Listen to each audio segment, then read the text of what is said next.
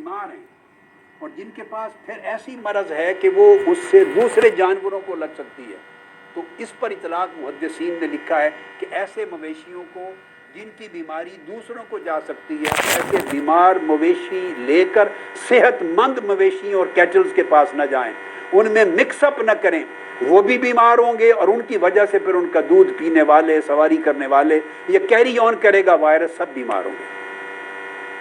تو ایک اس کا اطلاق عام ہے اور ایک اطلاق خاص ہے۔ اطلاق خاص اس وقت کی جو عرب سوسائٹی تھی اس کے حوالے سے فرمایا کہ جن کے اونٹ، بیل، مویشی بیمار ہیں اور ان کی بیماری دوسرے کو ٹرانسفر ہو سکتی ہے، ان کو لے کر صحت مند مویشیوں کے پاس نہ جائیں، نہ ان کے ساتھ ملا کے پانی پلائیں، نہ ان سے مکس اپ کریں، کیونکہ ان کی مرض دوسروں میں منتقل ہوگی اور پھر وہ آگے منتقل ہوتی چلی جائے گی۔ اور اطلاق عام ہر فرد پر ہے، ممرض ہر اس شخص کو بھی کہتے ہیں کہ جس کی مرض کنٹیجیس ہے، جو دوسرے کو منتقل ہونے والی ہے، جیسے کورونا وائرس۔ تو فرمایا جس کے پاس ایسی مرض ہے کہ اس کی مرض دوسرے کو منتقل ہو سکتی ہے، لہٰذا وہ کسی صحت مند آدمی کے ساتھ کانٹیکٹ نہ کرے، ان کا آپس میں فزیکل میل ملاپ نہ ہو، مسافہ نہ ہو، ملاقات نہ ہو، کہ کہیں اس کی مرض جو ہے اس کے جراثیم اور اس کے بیکٹیریا اور اس کے وائرس دوسرے کو منتقل نہ ہو جائے۔ یہ بھی صحیح بخاری کی حدیث ہے اور یہی حدیث صحیح مسلم میں بھی ہے، گویا متفق علیہ ہے۔ صحیح مسلم حدیث نمبر آئی ہے 2221 ہے، اس پہ صحیح مسلم کے الفاظ ہے لا یورد الممرض علی المصح، کہ جو دوسرے کو مریض کر سکتا ہے، جس کی مرض دوسرے کو ٹرانسفر ہو سکتی ہے، وہ انسان ہے خواہ جانور ہے، وہ صحت مند لوگوں کے پاس مکس اپ نہ ہو یا صحت مند جانوروں کے ساتھ مکس اپ نہ کیا جائے، ورنہ ایک شخص سے دوسرے کو مرض آگے اس مخالطہ کی وجہ سے منتقل ہوگی۔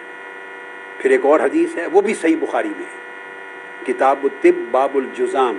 جذام بھی ایک مرض تھی، قدرے کنٹیجیس تھی، لیپریسی کہتے ہیں اس کو، اتنی نہیں مگر کثرت کے ساتھ کانٹیکٹ رکھنے سے، ریپیٹڈ کانٹیکٹ رکھنے سے منتقل ہوتی تھی۔ حضور علیہ السلام نے فرمایا وَفِرَّ مِنَ الْمَجْذُومِ كَمَا تَفِرُّ مِنَ الْأَسَدِ، جس شخص کو جذام ہو، یعنی یہ کنٹیجیس مرض ہو جس کا وائرس کثرت کے ساتھ کانٹیکٹ کے ذریعے دوسرے کو منتقل ہو سکتا ہے، فرمایا اس سے اس طرح دور رہو، بھاگو جس طرح شیر سے اپنے آپ کو بچاتے ہو اور دور ہوتے ہو۔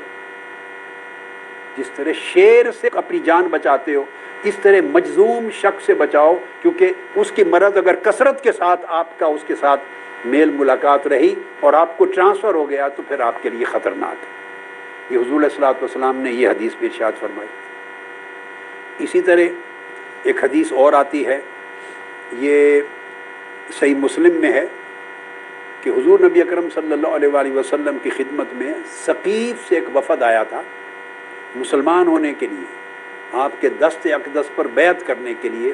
ثقیف یہ طائف کے قریب کا علاقہ تھا، وہاں سے وفد چل کے آیا مدینہ طیبہ۔ تو ایک جگہ ٹھہرایا گیا وفد، حضور علیہ الصلوۃ والسلام کو اطلاع پہنچی اور آپ کو یہ اطلاع پہنچی کہ ان میں ایک شخص ہے مجذوم، یعنی اس کو جذام ہے، یعنی یہ وائرس ہے اس کو جو کنٹیجیس ہو سکتا ہے۔ جب یہ اطلاع پہنچی تو آقا علیہ السلام نے وہیں بیٹھے ایک شخص کو بھیجا، فرمایا اس کو خبر دو کہ ہم نے وہیں سے تمہیں بیعت کر لیا، واپس چلے جاؤ۔ انا قد بایعناک فرج، ان الفاظ کو پھر غور سے سن، انا قد بایعناک فرج، ہم نے تمہیں بیعت کر لیا ہے۔ یہ ادھر ہی پیغام بھیجا جہاں دور وہ بیٹھے تھے، فرج واپس چلے جاؤ، یہاں نہ۔ آقا علیہ السلام نے اپنے پاس مجلس میں، چونکہ دیگر صحابہ کرام بھی بیٹھے ہوتے تھے، بچے بھی بیٹھے ہوتے تھے، اور یہ جگہ ایسی تھی کہ جہاں پھر ہر وقت لوگوں کا 5 وقت نماز میں کثرت کے ساتھ آنا جانا تھا، تو آقا علیہ السلام نے کہ وائرس آگے کسی کو منتقل نہ ہو، اس کو اپنی مجلس میں نہیں آنے دیا اور فرمایا ہم نے تمہیں بیعت کر لیا، تم واپس چلے جاؤ، ان الفاظ کے ساتھ واپس بھیجا۔ اور مسند امام احمد بن حنبل میں الفاظ ہیں، آپ نے ایک شخص کو بھیجا، فرمایا فاخبرہ انی قد بایعتہ فلیرجع، اس کو جا کے خبر دے دو کہ میں نے اس کو بیعت کر لیا ہے، واپس چلا جا۔ اور یہ نسائی میں بھی الفاظ اس طرح ہیں، فرمایا ارجع فقط بایعتک، واپس پلٹ جاؤ، میں نے تم سے بیعت کر لی ہے، تمہاری بیعت لے لی۔ تو بیعت کا مطلب دل کا ارادہ ہوتا ہے، تم نے چونکہ ارادہ کر لیا ہے میری بیعت کا، اگر ہاتھوں سے ہاتھ مس نہیں بھی ہوا، مصافحہ نہیں بھی ہوا، میرے ہاتھ میں تم ہاتھ آ کے نہیں بھی دے سکے اور دور بیٹھے ہو، تمہارے ارادے سے تمہاری بیعت ہو گئی۔ اصل حقیقت یہ آقا علیہ السلام نے اس کو اپنی مجلس میں نہیں آنے دیا، وہیں سے واپس بھیج دیا۔ اتنی احتیاط کی صحابہ کرام کے لیے، دیگر فیملیز کے لیے، بچوں کے لیے اور سوسائٹی کے لیے۔ یہ میں نے چند احادیث بخاری اور مسلم سے آپ کو کوٹ کی ہیں اور دیگر کتب حدیث سے، تو اس کے اوپر حضور نبی اکرم صلی اللہ علیہ وسلم کی واضح ہدایات ہیں جس میں کوئی شک و شبہ کا میٹر نہیں ہے۔ یہاں آخر میں ایک بڑا ایمان افروز واقعہ بیان کرتا ہوں حدیث کا، اور وہ بڑا ہی اہم ہے۔ اس پر عمل کس طرح کیا سیدنا فاروق اعظم رضی اللہ تعالی عنہ نے، وہ ایک واقعہ ہے بڑا ایمان افروز، اور یہ واقعہ بھی صحیح بخاری میں بھی آیا ہے اور صحیح مسلم میں متفق علیہ ہے۔ جو کوٹ کر رہا ہوں یہ بھی بخاری اور مسلم کا متفق علیہ ہے۔ واقعہ اس طرح ہے کہ سیدنا فاروق اعظم رضی اللہ تعالیٰ عنہ لشکر لے کر شام گئے۔ وہاں آلریڈی ابو عبیدہ بن الجراح اور مسلمانوں کا لشکر موجود تھا۔ مسلمانوں کو کچھ ٹربل تھی، ان کی ہیلپ کے لیے، مدد کے لیے آقا علیہ السلام کے شہر مدینہ طیبہ سے سیدنا فاروق اعظم رضی اللہ تعالیٰ عنہ چل کے ملک شام گئے۔ اب شام کے باہر ایک جگہ تھی سرخ، جب اس مقام پر پہنچے سرخ کے مقام پر، تو وہاں حضرت ابو عبیدہ بن الجراح اور آپ کے جو دیگر کمانڈرز تھے اسلامک فوج کے، وہ آپ کے استقبال کے لیے آئے۔ تو انہوں نے آپ کو اطلاع دی کہ یہاں شام میں اس ملک میں وبا پھیل گئی ہے، وائرس پھیل گیا ہوا ہے، طاعون کا وائرس پھیل گیا ہے۔ آپ وہیں رک گئے۔ سیدنا فاروق اعظم رضی اللہ تعالیٰ عنہ نے اپنا لشکر وہیں روک لیا قافلہ، اور آپ نے فرمایا، حضرت عبداللہ ابن عباس رضی اللہ تعالیٰ عنہ حدیث کے راوی ہیں، ان سے فرمایا ادعو لی المہاجرین الاولین، جو سب سے پہلے مہاجرین تھے، مکہ سے مدینہ مہاجر ہو کے گئے تھے، سینئر موسٹ کمپینینز صحابہ کرام، ان کو میرے پاس لاؤ۔ بلا کے ایک مجلس منعقد کی اور آقا علیہ السلام نے ان کے ساتھ مشاورت کی۔ اس مشاورت میں ان کے درمیان اختلاف ہو گیا، یعنی مہاجرین صحابہ کے مابین۔ بعضوں نے کہا کہ یہ جو وبا پھیل گئی ہے ملک شام میں، آپ کے ساتھ اے امیر المومنین حضور علیہ السلام کے بہت سے صحابہ کرام ہیں، صحابہ ہیں، اور بہت سے اور لوگ بھی ہیں، صحت مند ہیں، آپ ان سب کو لے کر اس وبا کی سرزمین میں داخل نہ ہو، یہ مناسب نہیں ہے، بہتر ہے انہیں واپس لے جائیں، پریشانی میں مبتلا نہ ہوں۔ بعضوں نے رائے دی کہ ہم ایک مقصد کے لیے نکلے ہیں۔ اب جدا جدا مزاج ہوتے ہیں، جدا جدا طبیعتیں ہوتی ہیں، بعض کی طبیعت میں ہر سچویشن میں ہوش غالب رہتا ہے، ہوش کا دامن نہیں جانے دیتے، بعض کی طبیعتوں میں جوش کا غلبہ زیادہ ہوتا ہے۔ وہ جن کی طبیعت میں ذرا جوش اور جذبہ زیادہ تھا، وہ کہنے لگے کہ ہم ایک مقصد کے لیے نکلے ہیں، لہٰذا ہم اس مقصد کو کسی لحاظ سے نہیں چھوڑیں گے، لہٰذا داخل ہوں، ہمیں جانا چاہیے۔ انہوں نے یہ فیصلہ اپنی رائے دی۔ آپ نے فرمایا اب آپ چلے جائیں۔ اس کے بعد آپ نے فرمایا انصار کو بلا لا۔ تو جتنے سینئر انصار صحابہ تھے ان کو بلایا، مجلس مشاورت دوبارہ منعقد کی۔ ان میں بھی دو اوپینینز بن گئیں۔ آدھوں نے کہا کہ کسی قیمت پہ ان صحت مند لوگوں کو بلا وجہ وبا کے علاقے میں لے کے نہ جائیں، ادھر داخل نہ کریں، یہ بھی بیمار ہو جائیں گے اور مناسب نہیں۔ اور بعضوں نے اسی طرح کہا کہ ہم ایک مقصد لے کے نکلے ہیں تو ہمیں انٹر ہونا چاہیے اپنے باقی مسلمان بھائیوں کی طرف۔ تو آپ نے سن کے ان کو بھی بھیج دیا، چلے جاؤ۔ فرمایا اب وہ جو سینئر قریش تھے جو فتح مکہ کے سال میں مہاجر ہوئے ہیں، جنہوں نے ہجرت کی ہے، اب ان کو بلا کے میرے پاس لے آؤ، جو فتح مکہ کے سال میں ہجرت کر کے آئے ہیں۔ چنانچہ وہ لائے گئے۔ جب وہ آئے، ان سے مشورہ کیا تو انہوں نے متفقہ طور پر ساروں نے یہ اپنی رائے دی کہ ہماری متفقہ رائے ہے کہ آپ یہ رسک نہ لیں اور سب کو لے کے واپس چلے جائیں۔ ان حالات میں ان لوگوں کو ساتھ لے کے جانا اور اس وبا زدہ علاقے میں داخل کرنا ٹھیک نہیں ہے۔ انہوں نے متفقہ طور پہ یہ رائے دے دی۔ جب انہوں نے یہ رائے دے دی تو سیدنا فاروق اعظم رضی اللہ تعالیٰ عنہ نے ان 3 مشاورت کی نشستوں کے بعد اپنا فیصلہ سنا دیا کہ میں اپنا لشکر لے کے واپس جا رہا ہوں۔ حدیث کے الفاظ ہیں فنادا عمر فی الناس انی مصبح علی ظہر فاصبحوا علیہ، میں صبح کے وقت ارلی ان دا مارننگ، صبح کے وقت میں روانہ ہو رہا ہوں واپس مدینہ کی طرف، لہٰذا سب لوگ اپنی اپنی سواریاں تیار کر لیں۔ یہ اعلان کر دیا اور روانگی کا بھی اعلان ہو گیا۔ اس وقت حضرت ابو عبیدہ بن الجراح رضی اللہ تعالیٰ عنہ، یہ کمانڈر ان چیف تھے اس وقت ان افواج کے، وہ جوش میں آ گئے۔ انہوں نے عرض کیا سیدنا فاروق اعظم کو، ان کا نقطہ نظر مختلف تھا، آلریڈی وہیں تھے۔ انہوں نے کہا فرارم من قدر اللہ، اے امیر المومنین یا سیدنا فاروق اعظم رضی اللہ تعالیٰ عنہ، کیا آپ اللہ کی تقدیر سے بھاگ کر جا رہے ہیں، اللہ کی تقدیر سے فرار اختیار کر رہے ہیں؟ یہ حضرت ابو عبیدہ بن الجراح نے کہا۔ سیدنا فاروق اعظم رضی اللہ تعالیٰ عنہ نے جواباً کہا لو غیرک قالہا یا ابا عبیدہ، کاش ابو عبیدہ یہ بات کسی اور نے کی ہوتی، مطلب یہ تھا یہ بات کہنا تمہیں زیب نہیں دیتا تھا، یعنی آپ اتنے سینئر شخص ہیں، کمانڈر ہیں، صاحب حکمت ہیں، صاحب علم ہیں، مجھے جانتے ہیں، دین کی تعلیمات کی روح کو جانتے ہیں، کوئی اور شخص جو کم واقفیت رکھتا تھا کہتا تو حرج نہیں تھا، آپ کے لیے مناسب نہیں تھا کہنا۔ اور پھر آپ نے جواب دیا سیدنا فاروق اعظم رضی اللہ تعالیٰ عنہ نے فرمایا نعم نفر من قدر اللہ الی قدر اللہ، ہاں ہم اللہ کی تقدیر سے بھاگ کر اللہ کی تقدیر کی طرف جا رہے ہیں،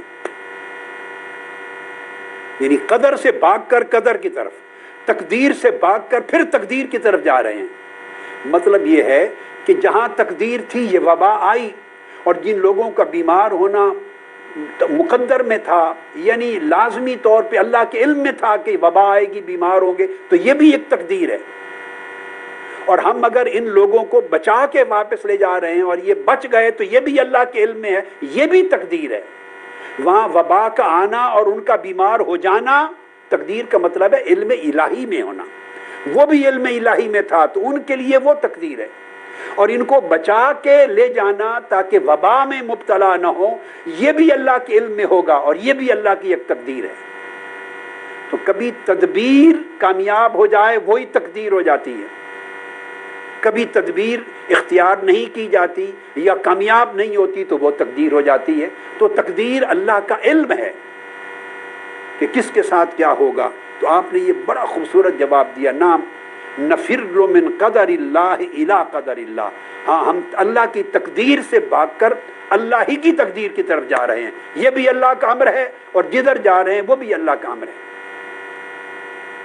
تو پھر آپ نے ایک مثال دی کہ آپ اگر اونٹوں کو لے کر ایک وادی میں جائیں اور اس وادی میں 2 طرح کی زمین ہو، ایک جگہ سبزہ ہو اور ایک جگہ ویرانہ ہو، سبزہ نہ ہو بالکل اجاڑ ہو، تو کچھ لوگ اگر یہاں آپ اونٹ بھیجیں گے یہاں چرائیں گے، آپ سبزے پہ لے جائیں گے وہاں چرائیں گے، تو جو سبزے پہ لے جائیں گے چرائیں گے اور یہاں سے بچا لیا یہ بھی اللہ کی تقدیر ہے۔ جہاں سبزہ نہیں ہے اور وہ زمین جل گئی ہے تو وہ بھی امر الہی اللہ کی تقدیر ہے، یعنی اللہ کے علم میں ہے، اور جہاں سبزہ ہے ہریالی ہے جہاں آپ نے چرایا وہ بھی اللہ کے علم میں، وہ بھی تقدیر ہے۔ تو تقدیر دونوں طرف ہوتی ہے، کوئی ایک امر جو تدبیر کے تحت اختیار کیا جائے اللہ کی تقدیر کے خلاف نہیں ہوتا، کہ عالم الغیب صرف اللہ ہے، کیا معلوم کہ اصل امر کیا ہے۔ تو جب یہ ارشاد فرمایا تو اتنے میں حضرت عبد الرحمن بن عوف رضی اللہ تعالیٰ عنہ کسی کام سے گئے ہوئے تھے، اس مقام پر موجود نہیں تھے، وہ آ گئے۔ فجاء عبد الرحمن بن عوف وکان متغیبا فی بعض حاجتہ، کسی کام کے لیے وہ گئے ہوئے تھے، واپس آ گئے۔ جب انہوں نے یہ ساری بحث سنی تو آتے ہی کہا فقال ان عندی فی ھذا علما، عرض کیا یا امیر المومنین اس مسئلے پر میرے پاس ایک علم ہے، یعنی میرے پاس کچھ معلومات ہیں۔ آپ نے فرمایا بیان کرو۔ انہوں نے کہا سمعت رسول اللہ صلی اللہ علیہ وآلہ وسلم، میں نے آقا علیہ الصلوۃ والسلام سے خود سنا۔ آگے وہ حدیث بیان کر دی، یقول اذا سمعتم به بارض فلا تقدموا علیہ، جب سنو کہ کسی ایک زمین پر یہ وبا آ چکی ہے تو اس میں داخل نہ ہو، یعنی منع کر دیا کہ اس میں نہ انٹر ہو۔ وَإِذَا وَاقَعَ بِأَرْضٍ وَأَنْتُمْ بِهَا، اور اگر کسی ایسے علاقے میں وبا پھوٹ جائے تم پہلے موجود تھے، فَلَا تَخْرُجُوا، پھر تو اس کو چھوڑ کر باہر نہ جاؤ، فَلَا تَخْرُجُوا مِنْهُ۔ تو یہ حدیث اس موقع پر حضرت عبد الرحمن بن عوف نے بیان کی۔ تو یہ چند چیزیں میں نے آپ کے ساتھ شیئر کی ہیں، اس لیے کہ جو بھی یہ سنیں اس کو آگے شیئر کریں کثرت کے ساتھ۔ میں انگلش میں بھی یہ میسیج دوں گا انشاءاللہ، تاکہ English speaking world, western world میں بھی میسیج چلا جائے، وہ الگ میں دے دوں گا۔ تو اس کو ہر ایک تک پہنچائیں اور ان احتیاطوں پر، پرہیزوں پر مکمل طور پہ عمل درآمد کریں۔ میری دعا ہے اللہ رب العزت آپ کو ہر وبا سے اور ہر بلا سے محفوظ و مامون رکھے، اور سورہ فاتحہ کا ورد کثرت سے کریں۔ جن کے پاس فرصت ہو وہ 100 بار سورہ فاتحہ کی تسبیح یومیہ کریں، اول آخر درود پاک 11 مرتبہ۔ جن کے پاس ٹائم کم ہو وہ 40 مرتبہ بھی پڑھ سکتے ہیں۔ سورہ فاتحہ اس کے ذریعے اللہ رب العزت شفا عطا فرماتا ہے، موت کے سوا ہر چیز کو رفع فرما دیتا ہے۔ سورہ فاتحہ کا وظیفہ تو میں نے آپ کو دے دیا ہے، مگر اس کے ساتھ کثرت کی طرف اللہ رب العزت کی جانب رجوع کریں، رجوع اللہ، اور اللہ کے آگے عاجزی کرنا، تواضع کرنا، انکساری کرنا، اپنی بے بسی اور بے کسی کا اظہار کرنا اور اس سے مدد طلب کرنا، اس کو کثرت کے ساتھ بڑھائیں، اپنے لیے، اپنے اعزا و اقارب کے لیے، جملہ سوسائٹی کے لیے، اپنے پورے ملک کے ہم وطن لوگوں کے لیے، جملہ مسلم امہ کے لیے، اور پوری انسانیت کے لیے، شرق سے غرب تک اللہ کی پوری مخلوق کے لیے اللہ کے حضور گڑ گڑا کے دعا کریں، تلاوت کریں، استغفار کریں، کثرت سے تسبیحات کریں، اور اللہ رب العزت کے حضور عبادت کریں، نفل پڑھیں، اور اس سے گڑ گڑا کے مدد طلب کریں، اس کی طرف اپنی طبیعت کا رجوع کریں اور اس سے معافی مانگیں۔